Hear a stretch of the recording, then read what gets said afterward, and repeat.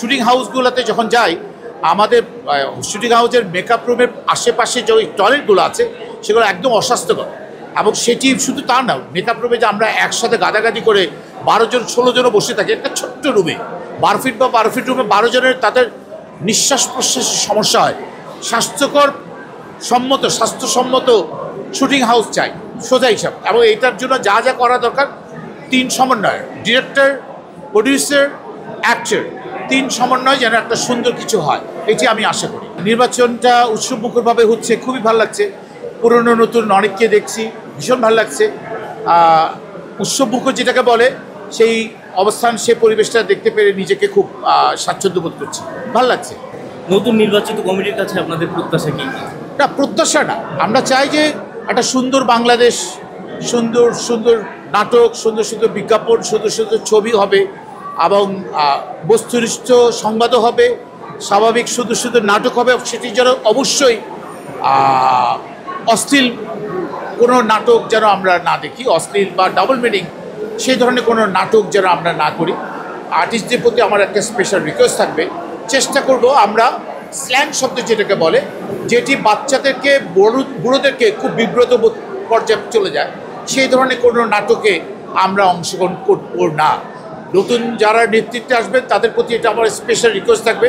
আর অবশ্যই দেশকে রিপ্রেজেন্ট করার জন্য যত ধরনের ভালো ভালো ইন্টারন্যাশনাল স্ট্যান্ডার্ড কন্টেন্ট দিয়ে যেন নাটক এবং web film, web series and বড় পর্দার ছবি যেন হয়, এটি হচ্ছে নতুনদের প্রতি আমার একটা রিকোয়েস্ট, যারা অভিনয় করবে তাদের প্রতি রিকোয়েস্ট।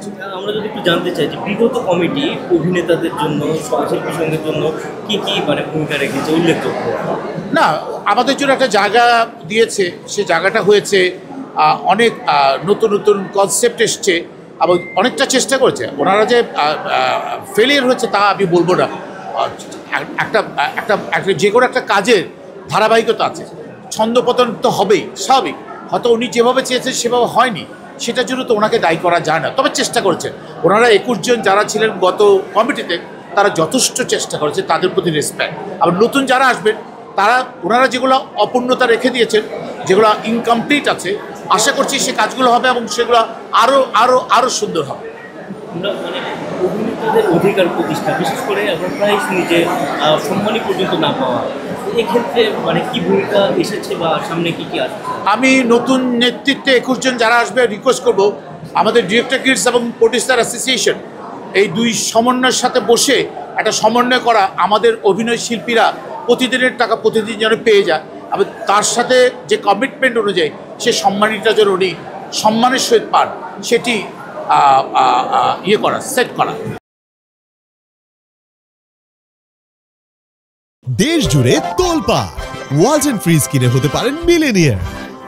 এছাড়াও রয়েছে লক্ষ লক্ষ টাকার ক্যাশ ভাউচার সহ কোটি টাকার নিশ্চিত উপহার।